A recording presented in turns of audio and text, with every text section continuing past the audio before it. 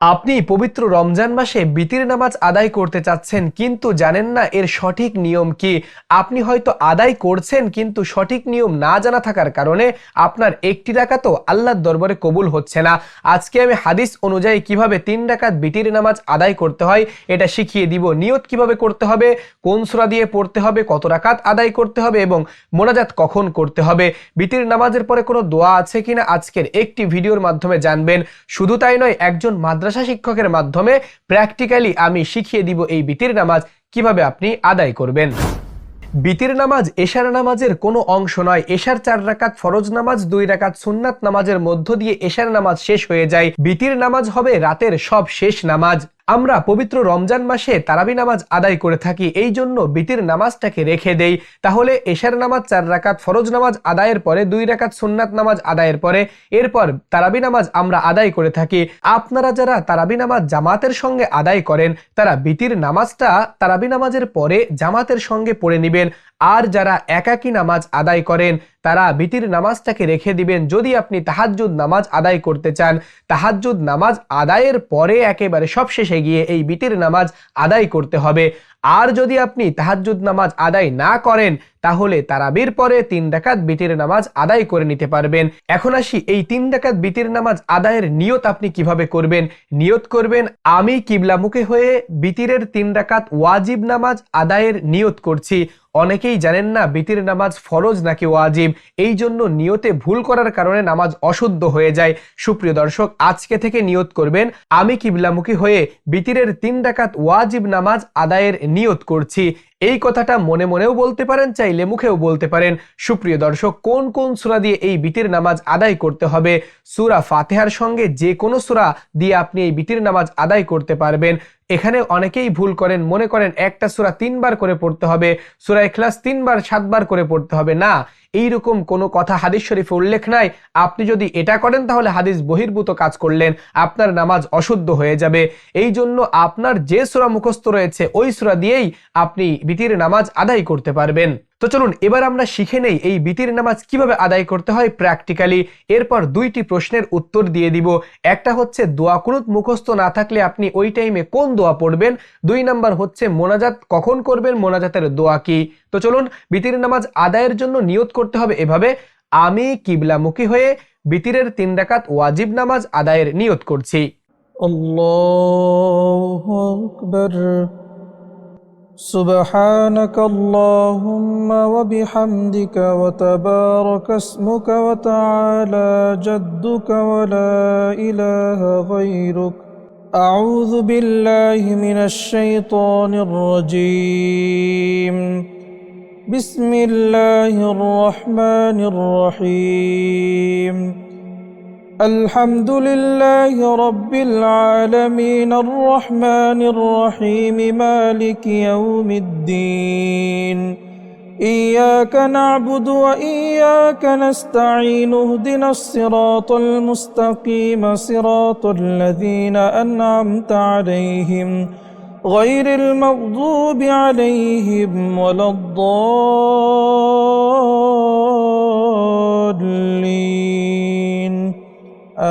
آمين. بسم الله الرحمن الرحيم. ألم تر كيف فعل ربك بأصحاب الفيل؟ ألم يجعل كيدهم في تضليل وأرسل عليهم طيرا أبابيل ترميهم بحجارة من سجيل فجعلهم كعصف مأكول. الله أكبر. سبحان ربي العظيم. سبحان ربي العظيم. سبحان ربي العظيم. سمع الله لمن حمده. ربنا لك الحمد حمدا كثيرا طيبا مباركا فيه. الله أكبر. سبحان ربي الأعلى. سبحان ربي الأعلى. سبحان ربي الأعلى. الله أكبر رب اغفر لي الله أكبر سبحان ربي الأعلى سبحان ربي الأعلى سبحان ربي الأعلى الله أكبر بسم الله الرحمن الرحيم الحمد لله رب العالمين الرحمن الرحيم مالك يوم الدين إياك نعبد وإياك نستعين اهدنا الصراط المستقيم صراط الذين أنعمت عليهم غير المغضوب عليهم ولا الضالين آمين بسم الله الرحمن الرحيم لإيلاف قريش إيلافهم رحلة الشتاء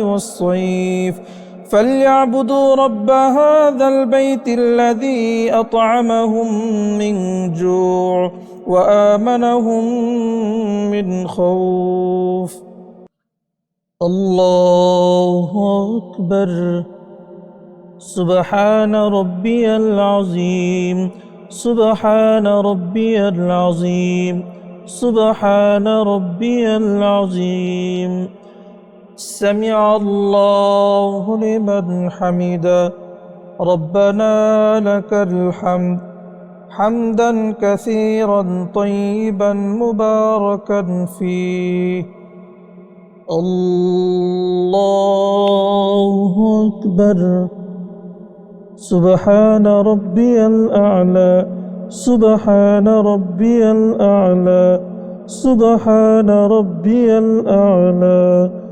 الله أكبر رب اغفر لي الله أكبر سبحان ربي الأعلى سبحان ربي الأعلى سبحان ربي الأعلى الله أكبر التحيات لله والصلوات والطيبات والسلام عليك أيها النبي ورحمة الله وبركاته السلام علينا وعلى عباد الله الصالحين أشهد أن لا إله إلا الله وأشهد أن محمدا عبده ورسوله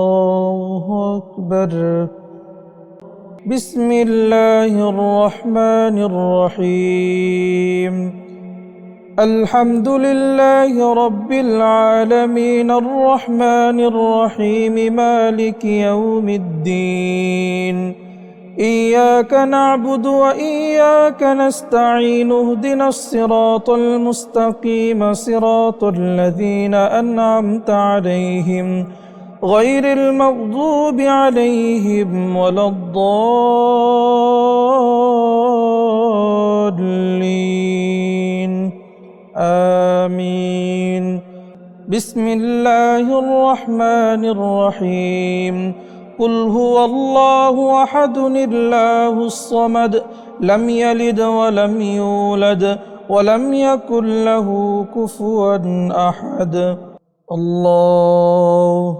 أكبر اللهم إنا نستعينك ونستغفرك ونؤمن بك ونتوكل عليك ونثني عليك الخير ونشكرك ولا نكفرك ونخلع ونترك من يفجرك اللهم إياك نعبد ولك نصلي ونسجد وإليك نسعى ونحفد ونرجو رحمتك ونخشى عذابك إن عذابك بالكفار ملحق الله أكبر سبحان ربي العظيم سبحان ربي العظيم سبحان ربي العظيم سمع الله لمن حمده ربنا لك الحمد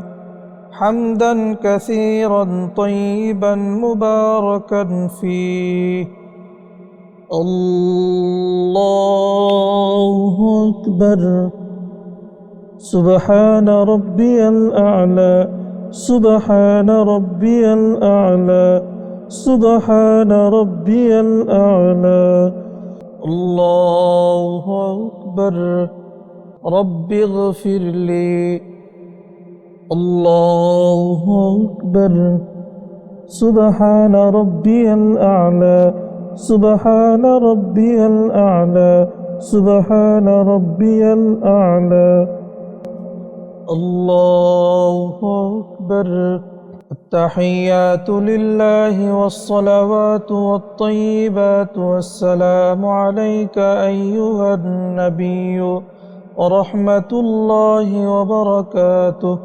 السلام علينا وعلى عباد الله الصالحين أشهد أن لا إله إلا الله وأشهد أن محمدا عبده ورسوله اللهم صل على محمد وعلى آل محمد كما صليت على إبراهيم وعلى آل إبراهيم إنك حميد مجيد اللهم بارك على محمد وعلى آل محمد كما باركت على إبراهيم وعلى آل إبراهيم إنك حميد مجيد اللهم إني ظلمت نفسي ظلما كثيرا ولا يغفر الذنوب إلا أنت فاغفر لي مغفرة